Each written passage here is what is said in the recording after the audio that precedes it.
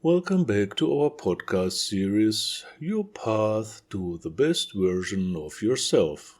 Personal Development Step by Step. My name is Falco Wiskirchen. I'm a naturopath for psychotherapy and leadership coach. And I've been supporting people on their personal journeys for more than 12 years. Today we are talking about something that is often underestimated and at the same time incredibly powerful: emotional intelligence. For many people, emotional intelligence sounds abstract, maybe even theoretical, but in reality it's deeply practical. Emotional intelligence doesn't mean having your emotions under control. It means being able to notice them, to understand what's happening inside you, and to recognize how your feelings influence your thoughts, your behavior, and your relationships. Many people learned early to control their emotions, to pull themselves together, not to show too much, and to stay functional. Especially men were often taught to be strong, rational, and resilient. And in that process, something important was lost: the connection to the emotional inner world. Yet emotions are not disturbances. They are signals. They show you when boundaries are crossed, when needs are unmet, when connection is present or missing. Emotional intelligence begins with a simple but honest step: feeling yourself. What am I really feeling right now? Not what should I feel, not what would be appropriate, but what is actually there. Many people confuse feelings with thoughts. They say, I feel that I'm not good enough. But that's not a feeling, that's a belief. A feeling is experienced in your body and nervous system. You sense it in your chest or your belly, your breathing changes, your body reacts. That's where access begins. When you learn to notice these signals without immediately explaining or judging them, something opens up. Space. Space for understanding, space for choice, space for conscious decisions. Emotional intelligence doesn't mean expressing every feeling impulsively.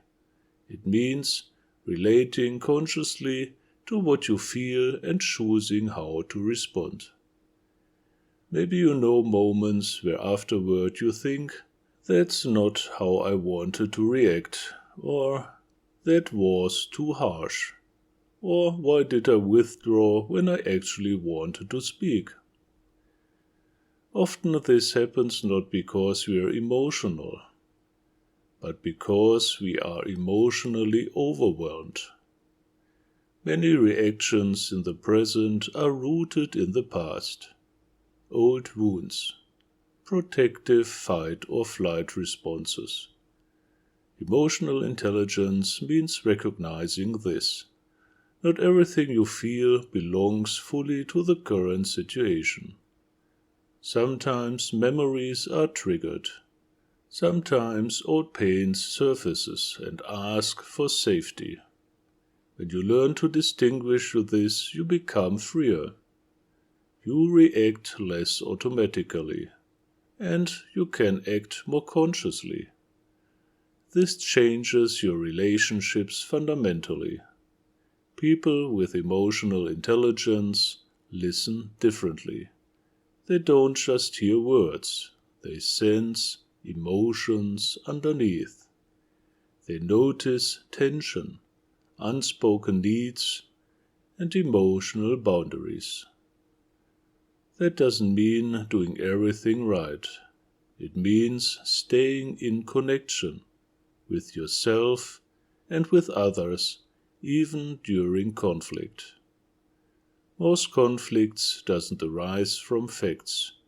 They arise from unseen emotions. Frustration, disappointment, helplessness, and fear. When you learn to recognize these layers, conflicts lose their explosive power. Then struggle turns back into relationship. Emotional intelligence also strengthens resilience. Because when you feel your emotions, you can regulate them, not suppress them, not act them out, but hold them. This means staying capable of action even when you're emotionally stirred. You know feelings come and go. You're not at their mercy. And this creates inner stability, and people can sense that. Emotional intelligence doesn't make you weak. It gives you clarity and presence and reliability for yourself and for others. Maybe something in this topic touches you.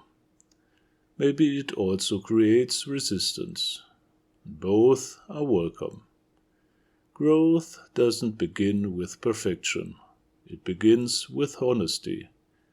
And if you feel called to better understand your emotional world, to gain inner clarity or deepen your relationships, I warmly invite you to a free initial consultation through my website. I'd be happy to accompany you on your path, mindfully, clearly, and in your own speed. Thank you for being here today. And you'll find more valuable impulses in my other podcasts. And remember, be kind to yourself. Take care. You matter. See you next time. And of course, if you like to support my work, I truly appreciate you subscribing, liking, and sharing, so these podcasts can reach the people who may benefit from them. Thank you from my heart.